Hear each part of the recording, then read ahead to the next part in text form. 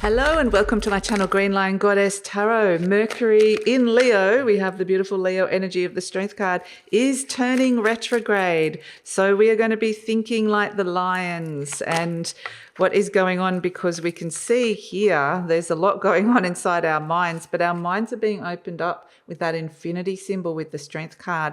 So Mercury is going inwards. There might be a little bit of conflict around something isn't super clear. A vision is forming here perhaps, and plans are shifting and changing. Here comes the sevens. The sevens are always a Mercury retrograde type energy because they are about reaching pivotal points. Pivot points, changing directions, rethinking plans, rethinking choices and options, rethinking ideas. And the Knight of Cups is saying, follow your heart.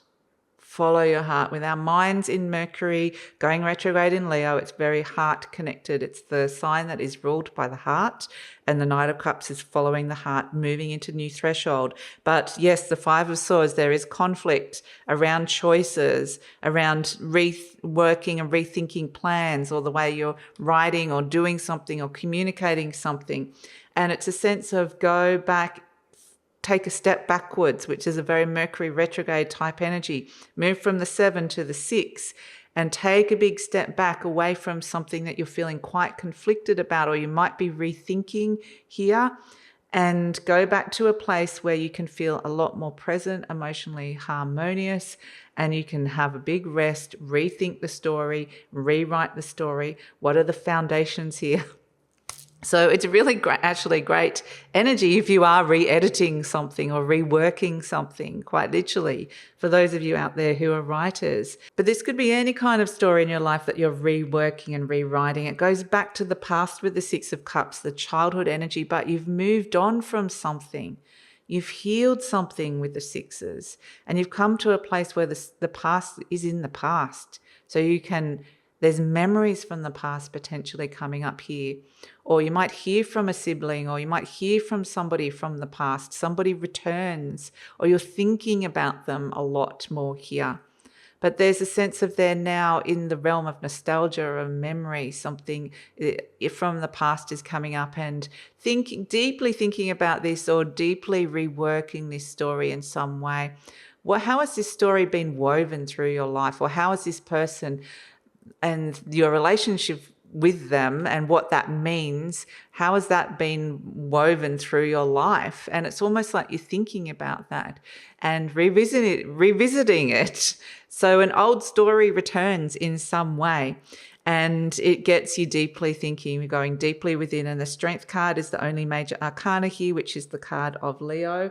And it is the card where we are being asked to really connect in deeply to this beautiful divine feminine space, with Mercury going inwards, connecting into our courage with the Strength card, like the lion from the Wizard of Oz. Searching for its heart, searching for its courage, and discovering it had it all along. So whatever reason, they were bringing me to that. Yeah, so it really feels like throughout all of this, a new vision is forming, where you're seeing the choices that have been made in the past, but also seeing that perhaps there could be some new choices coming up for you that you could make now that could shift the direction of where something is heading for the future. So yeah, very, very beautiful energy. A lot of swords here, which is the mind, but also a lot of cups, which is our intuition, our feelings, and our heart. And that's what the Mercury energy is very much the swords in our minds, the throat chakra, but the Leo energy is the heart. So it's our heads and our heart connecting and reworking a story through a few different perspectives. Okay, I felt this way, but what was the story I was telling myself around that? Do those two stories match up in some way? Or could there be a new story that comes in? It's interesting, and it's sort of more like a still energy, more of a pondering, more reflective, more food for thought, I want to say. And I feel like we just want to sit with this energy for a little bit and just ponder it. So just see what stories are coming up, who you're thinking about, who from the past is coming up, and what sort of vision is shifting and changing here. It's not going to be the full picture forming here, but it's going to be this sense of something is just slowly, it's like there's a little fog around it, but something slowly starting to shift and change form. So that is the reading for July the 18th. I apologize I haven't been around for the last couple of days. I had some home renovations happening here and just couldn't do any readings. But back on track now. And if you haven't already checked out my free astrology guide for the next 6 months, we've reached a major turning point. What is coming in the next 6 months? How do we move through this? I have a free written download. The link is in the description box below. Check that out. And please like, subscribe, share, leave a comment. Love to read all your comments, and take care.